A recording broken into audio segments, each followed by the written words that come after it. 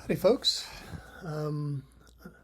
Story today is about a fight that probably the last fight I was ever in 1966 or so, 65, 66. It was we lived in Chile. My dad was military. He was stationed there. His cover story was that he was teaching paratrooping, but the Chileans just had two one-man jets, so do the math on that one.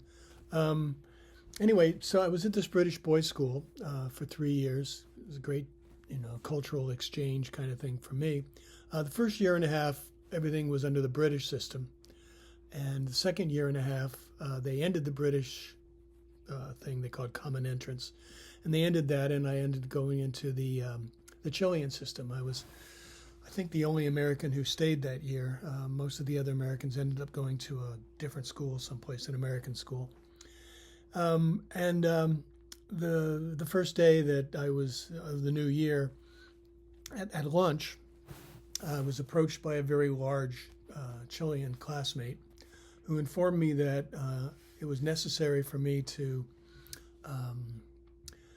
be initiated. And we were supposed to fight. He was this big kid, and he was going to kick my ass. And I'm like, oh, man, how do I get out of this? And I couldn't really think of anything, but I did say somehow, without thinking about it, well, who's your second? And this was all in Spanish, but still. And he said, what do you mean, who's my second? I said, well, if we're going to have a duel, we have to have, you have to have a witness for your side. I have to have one for mine. They're called seconds. And so, we'll meet out in the courtyard, and you get yours, I'll get mine. So I got a friend and someone I knew from before, and he brought somebody else out. And so we get there, and he's like, all right, here we go. And I'm like, hang on. I got to take off my glasses, handed him to my second. He's like, all right, here we go now. No, hang on. Being part of the school, they had a jacket, and we had a vest and a tie, and, very formal looking kind of a thing. And so I had to take off my jacket. So I take off the jacket and fold it neatly and hand it to my second. And he's like, all right, here we go. No, hang on. I got to take off the vest. Don't want stuff to get messed up. Slowly take off the vest, hand it to my second. Now he's right ready to go again. Hang on, got to take off the tie. Take off the tie, very slowly. Hand it all very calmly. Meanwhile, inside, I'm like, oh, this guy's going to kick my ass. And so then he's like, here we go. Hey, one more thing. I roll up my sleeves, so I'm rolling up the sleeves slowly. And I get to the second one. I'm about halfway up. And he's like, forget it. Never mind. And he took off.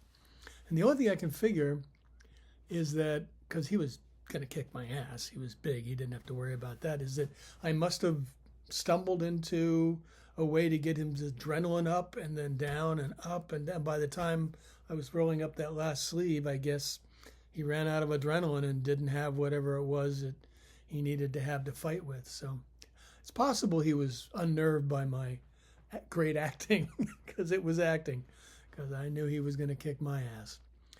So anyway, if you ever get in a situation like that, roll up your sleeves, I guess. I don't know. Anyway, short story today.